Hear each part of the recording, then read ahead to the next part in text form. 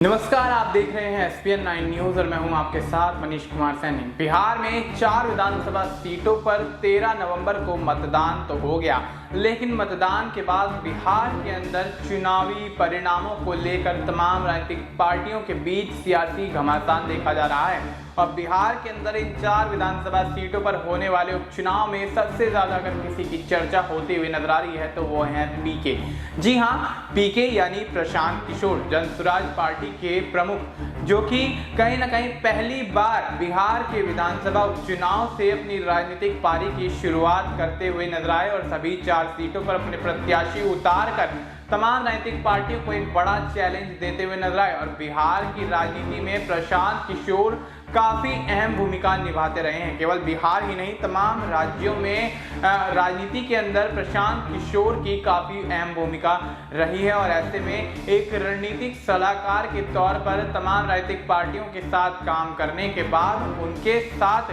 चुनाव प्रचार के लिए उनकी रणनीतियां बनाने के बाद, उनके साथ तमाम चीजों की प्लानिंग करने के बाद अब प्रशांत किशोर ने 2 अक्टूबर को जिस तरह अपनी पार्टी का लॉन्च किया, जनसुराज जो कि एक अभियान था, उसको पार्टी में तब्दील किया और उसके बाद बिहार की सभी 243 सीटों पर विधानसभा चुनाव 2025 में लड़ने का ऐलान कर दिया। लेकिन उसके बाद कहीं ना कहीं बिहार की सियासत में प्रशांत किशोर को देखकर कहीं ना कहीं तमाम राजनीतिक पार्टियों के गले सूखते हुए नजर आए। और ऐसे में प्रशांत किशोर के एक ऐलान ने तमाम राजनीतिक पार्टियों की नींदें उड़ा दी। और अब बिहार के विधानसभा के उपचुनाव में 4 सीटों पर प्रशांत किशोर ने अपने पार्टी के प्रत्याशी उतारे। और ऐसे में अब बिहार के उपचुनाव के रिजल्ट की यहाँ पर अब इंतजार किया जा रहा है और उसके बाद उसके आधार पर ही कहीं ना कहीं ये तय होगा कि बिहार के विधानसभा चुनाव में आखिर प्रशांत किशोर की पार्टी यानी जनसुराज का क्या कुछ महत्व बिहार की राजनीति में रहने वाला है। क्या सभी राजनीतिक पार्टियों को एक बड़ा चैलेंज देते हुए जनसुराज इन 4 सीटों में होने वाले उपचुनाव में 2 से 3 सीटों पर बाजी मारती हुई नजर आएगी। और अगर ऐसा होता है तो प्रशांत किशोर और जनसुराज का कद बिहार की राजनीति में तो बढ़ेगा ही और देश भर में उनके नाम की चर्चाएं होती हुई नजर आएंगी। और देखा जाए तो तमाम राजनीतिक पार्टियां या यूं कहें इंडिया और एनडीए गठबंधन के लिए एक बड़ा फैक्टर प्रशांत किशोर बिहार की राजनीति में साबित होते हुए नजर आएंगे। और जिस तरह से तमाम राजनीतिक पार्टियों के साथ काम करने के बाद उनकी रणनीतियों को बहुत बारीकी से यहाँ पर प्रशांत किशोर जानते हैं, समझते हैं, तो अब अपनी पार्टी के लिए बेशक उन पार्टियों के विरोध में उतरने के बाद चुनावी मैदान के लिए कहीं ना कहीं बेहतर रणनीति यहाँ प्रशांत किशोर बनाते हुए नजर आएंगे। और अब तमाम राजनीतिक पार्टियों के बीच ये चर्चाएं होती हुई नजर आ रही हैं, क्या एक रणनीतिक सलाहकार एक राजनेता बनकर उभर पाएगा? क्या प्रशांत किशोर जो कि एक रणनीतिक सलाहकार के तौर पर भूमिका निभाते हुए नजर आए, वो अपनी पार्टी के लॉन्च के बाद अपनी पार्टी को बिहार की राजनीति में मजबूत करने के साथ साथ देश भर की राजनीति में मजबूत करने के लिए तमाम जो रणनीतियां तैयार कर रहे हैं, उनकी रणनीतियां यहाँ कारगर साबित होती हुई नजर आएंगी? क्या एक राजनीतिक सलाहकार होना, रणनीतिक सलाहकार होना एक राजनेता होने से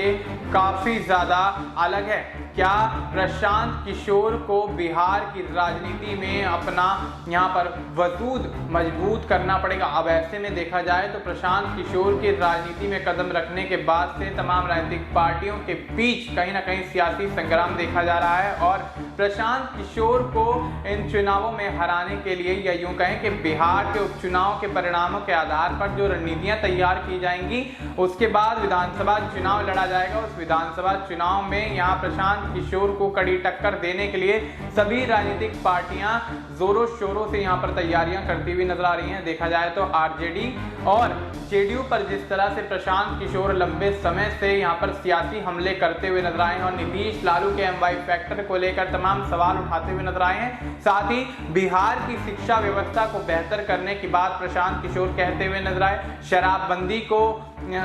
हटाकर कहीं ना कहीं बिहार के अंदर शराब से आने वाले रेवेन्यू से कहीं ना कहीं प्रशांत किशोर बिहार की स्वास्थ्य व्यवस्था, शिक्षा व्यवस्था और तमाम व्यवस्थाओं को बेहतर करने का काम करने की बात कहते हैं। अपने चुनाव के दौरान पार्टी के बिहार विधानसभा चुनाव लड़ने के दौरान 40% महिलाओं और 40% मुस्लिम उम्मीदवारों को टिकट देने की बात यहां प्रशांत किशोर कहते हुए नजर आते हैं। तो स्थिति साफ है कि बिहार की राजनीति को साधने के लिए, बिहार की जनता को साधने के लिए प्रशांत किशोर द्वारा मुस्लिम कार्ड खेलना और महिलाओं के लिए तमाम चीजों का ऐलान करना, शिक्षा व्यवस्था को बेहतर करना, ये तमाम वो दावे हैं जो बिहार की राजनीति में सबसे ज्यादा अहम हैं। और ऐसे में सभी राजनीतिक पार्टियां इन सभी चीजों से इतर हटकर चुनावी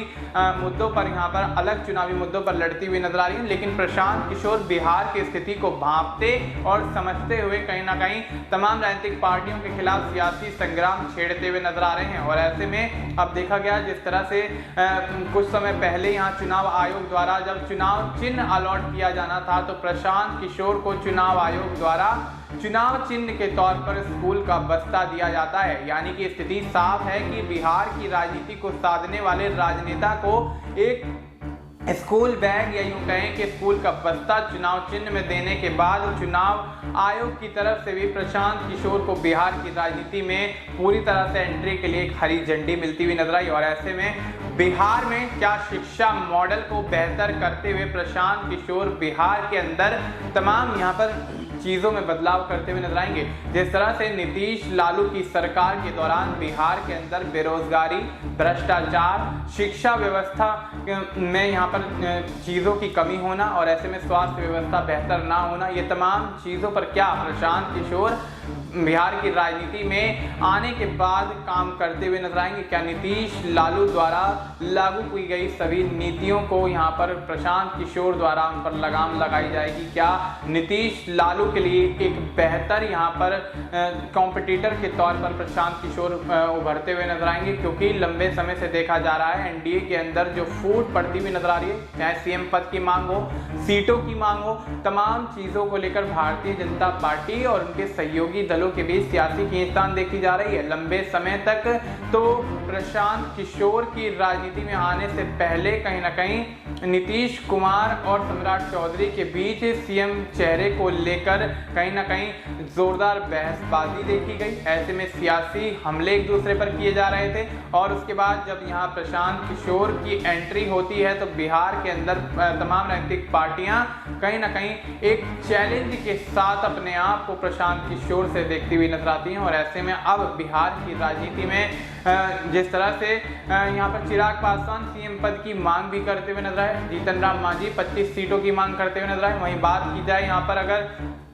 पशुपति पारस की तो वो भी 243 सीटों पर अपने उम्मीदवार उतारने की बात जिस तरह से कह रहे हैं तो बिहार की राजनीति में चुनाव बेहद दिलचस्प होता हुआ नजर आएगा। और विधानसभा चुनाव से पहले जो राजनीतिक घमासान मचा हुआ है, जो राजनीतिक हलचल मची हुई है, वो कहीं ना कहीं बिहार के परिणामों को एक नई दिशा की ओर ले जाती हुई दिख रही है। और ऐसे में अगर पशुपति पारस और प्रशांत किशोर एक साथ आ जाते हैं या बिहार का विधानसभा चुनाव गठबंधन के तहत लड़ने का ऐलान कर देते हैं तो कहीं ना कहीं चिराग पासवान के साथ साथ पूरे एनडीए गठबंधन को तो झटका लगेगा ही, लेकिन इंडिया गठबंधन के लिए भी एक बड़ी चुनौती प्रशांत किशोर यहां पर बनते हुए नजर आएंगे। देखना दिलचस्प होगा कि बिहार की राजनीति में समीकरणों को साधने के लिए प्रशांत किशोर किस तरह की रणनीतियां बनाते हुए नजर आते हैं, किस तरह का चैलेंज यहां पर विपक्षी पार्टियों को देते हुए नजर आते हैं। इंडिया और एनडीए गठबंधन के लिए कितने यहां पर नुकसानदेह प्रशांत किशोर हो सकते हैं, ये भी एक बड़ा सवाल यहां पर उभरता हुआ नजर आ रहा है। फिलहाल के लिए इतना ही। बाकी देश और दुनिया से जुड़ी तमाम जानकारी के लिए आप देखते रहिए SPN9 न्यूज।